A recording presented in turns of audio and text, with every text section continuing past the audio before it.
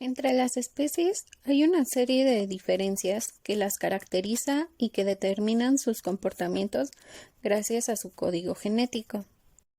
Podemos ejemplificar esto con la diferencia entre las abejas y las moscas.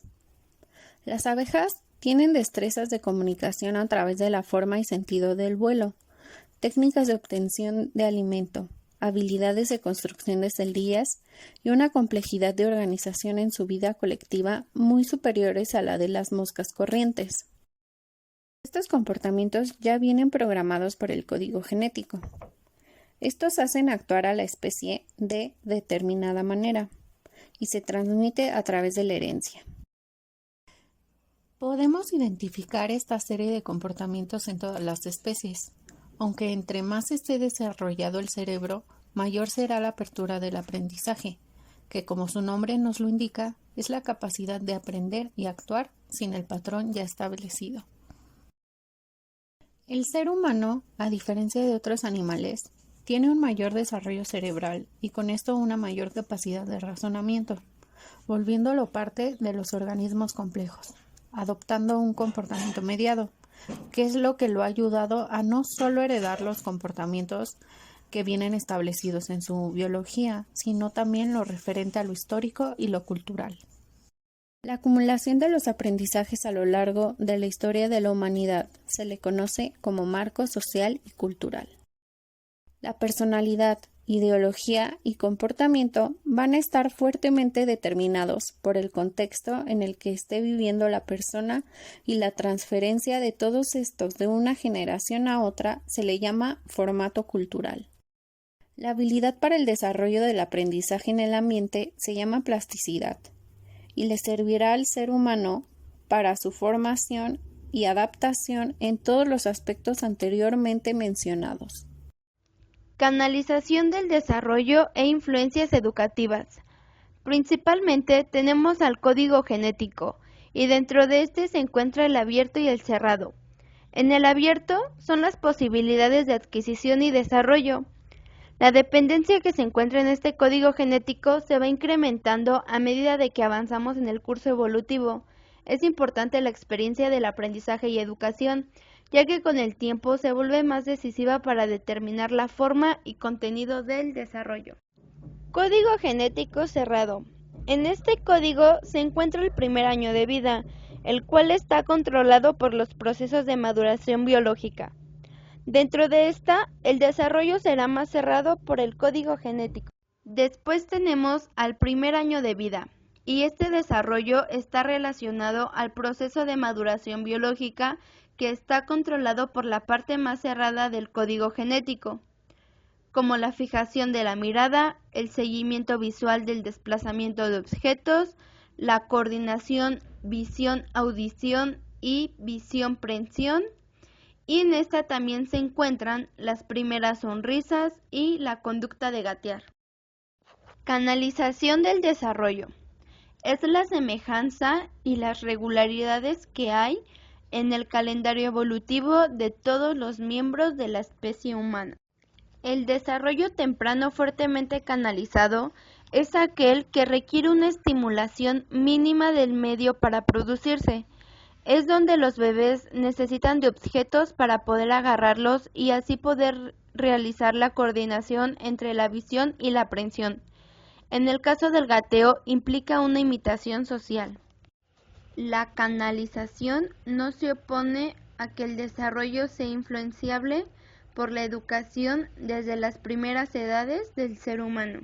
La adquisición del lenguaje es una conducta compleja en donde hay una base madurativa indispensable. Además, en esta se requiere de una estimulación social estable y lingüística, que conduce a adquisiciones diferentes como el aprendizaje de una lengua determinada, y da lugar a variaciones interindividuales, así como empezar a hablar antes o después, tener un léxico más o menos rico, estructurar mejor o peor los enunciados verbales. Todo esto depende de la calidad de la estimulación recibida. La relación de apego es una serie de competencias que está ligada a la maduración como la capacidad para discriminar rostros diferentes. La maduración no determina si el apego que un niño va a desarrollar en relación con su madre o con su padre va a ser más firme o más débil. Sujetos diferentes en una situación de partida o desarrollo. Es la disminución de posibilidades madurativas, sensoriales, afectivas o cognitivas que hace que los seres humanos se enfrenten a la tarea de crecer y desarrollarse con medios distintos. Piaget, secuencia de estadios evolutivos. La secuencia que llevan es inteligencia sensoriomotora, pensamiento preoperatorio, pensamiento operatorio concreto y pensamiento formal. Existen investigaciones transculturales en donde dicen que puede producirse avances o retrocesos importantes en función de la experiencia y la historia educativa de cada persona. Estos avances y retrocesos pueden ser de varios años respecto a la edad media de aparición. Vygotsky, líneas que permiten al ser humano el desarrollo cognitivo y social. Primero tenemos a la línea natural del desarrollo, y esta es la regularidad y semejanza en el calendario evolutivo de los miembros de la especie humana que están relacionadas con la maduración biológica. Después tenemos a la línea social y cultural, y esta se relaciona con los procesos de socialización, en especial con la educación y enseñanza. Esto permite al ser humano hacer un desarrollo cognitivo y social. Es así como cuando un niño que al momento de su nacimiento fue un ser biológico se ha convertido ya en un ser social. En ontogénesis pasa que la relación de la línea social y cultural del desarrollo está asociada con cambios evolutivos y con las adquisiciones. Esto nos ayudará a definir al bebé como miembro de una especie.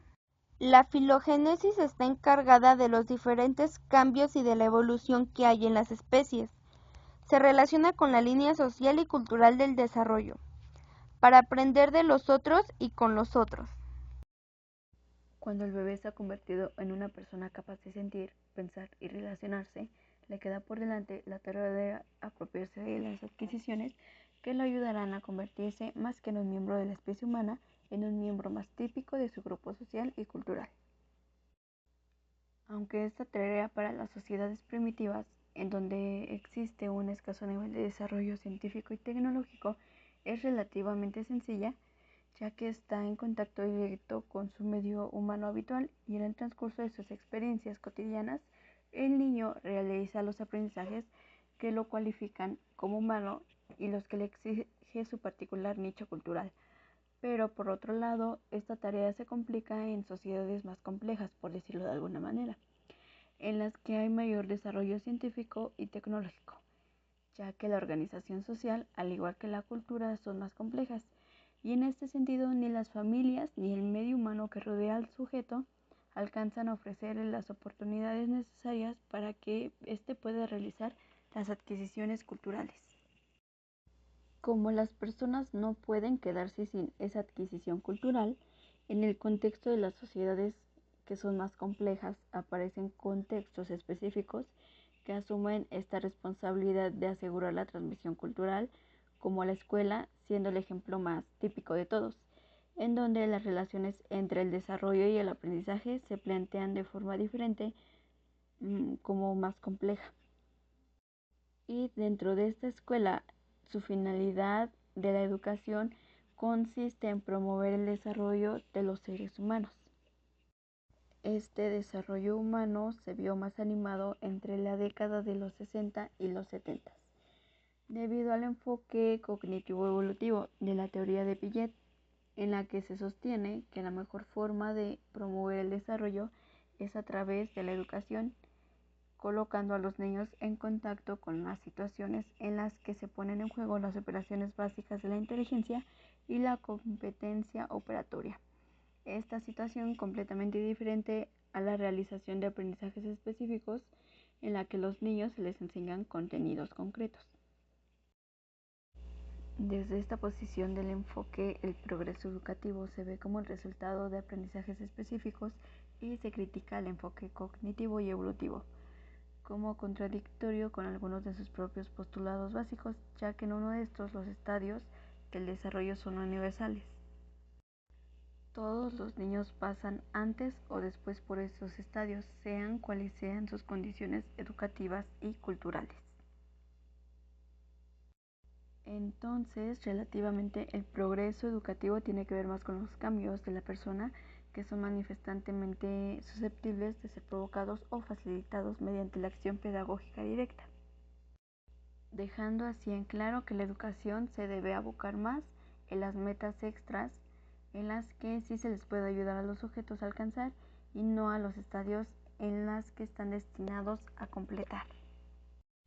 Dicho lo anterior, sale a relucir la diferencia entre el enfoque cognitivo evolutivo y el enfoque alternativo en cuanto a la meta de la educación.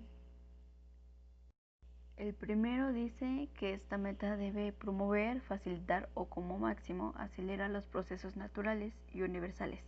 Y el segundo enfoque declara que esta meta debe orientarse más bien a promover y facilitar los cambios que dependen de la exposición a situaciones específicas del aprendizaje. Posteriormente, otro concepto que resalta dentro del campo de la educación es el desarrollo personal, el cual en gran medida es el proceso por el que se basa el ser humano para hacer suya la cultura del grupo social al que pertenece, de tal manera que en ese proceso del desarrollo de competencias concretas está fuertemente vinculado al tipo de aprendizajes específicos y aún mejor al tipo de prácticas sociales dominantes.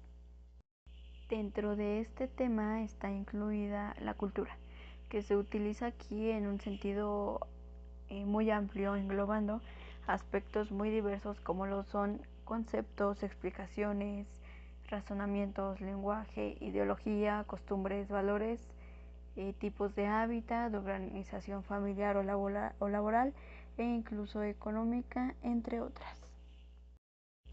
Y por último, en este subtema se habla de esta adquisición por parte del niño. La adquisición de estas pautas culturales, como lo son estos conocimientos, conceptos, destrezas, valores, costumbres, entre otros, que se consigue haciéndole participar a este sujeto a medida de lo más posible en las actividades de los adultos o simplemente permitiéndoles la observación para después crear la imitación. Labor de andamiaje. Es la labor que se forma de las interacciones que el niño mantiene con sus maestros, en el cual intervienen las dos fuerzas del desarrollo, que son la natural y la social o cultural. Relaciones educativas. Son aquellas interacciones que se dan entre el niño y sus padres o también las que se dan entre los alumnos y maestros en un contexto escolar y en uno no escolar. Este tipo de relaciones también se pueden dar entre compañeros.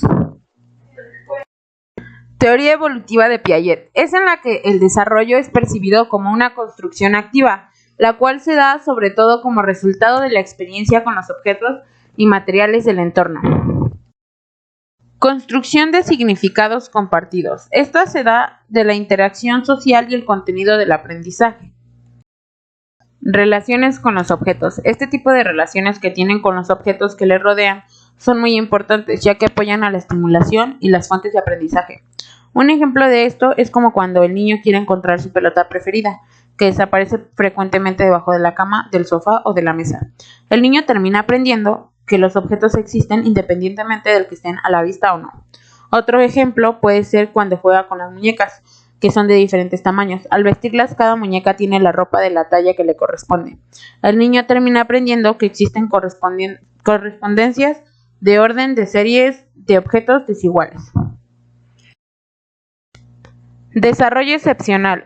Es el tipo de desarrollo en el que el objetivo de la educación es proponer y generar metas diferentes a las que se utilizan con los niños normales, que son con los que coincidirá más adelante. El aprendizaje a través de los modelos. Este tipo de aprendizaje es obtenido a través de los modelos a los que se puede acceder directamente o los modelos que nos pueden presentar los medios de comunicación. En este tipo de aprendizaje podemos darnos cuenta que son varias las diferentes maneras en las que el aprendizaje puede ser adquirido. Condiciones educativas. Estas son necesarias para lograr un buen desarrollo educativo en los niños. Podemos mencionar tres. La primera es en la que el niño debe tener un grado de madurez, el cual le permitirá poder seguir avanzando a un mejor nivel de desarrollo. La segunda es que para poder promover un mejor desarrollo debemos de partir del lugar en donde el niño se encuentra, para así llevarlo más adelante.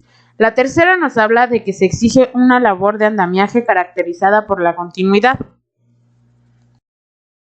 Hablando del desarrollo psicológico y los procesos educativos, es importante tener presente tres ramas de la psicología.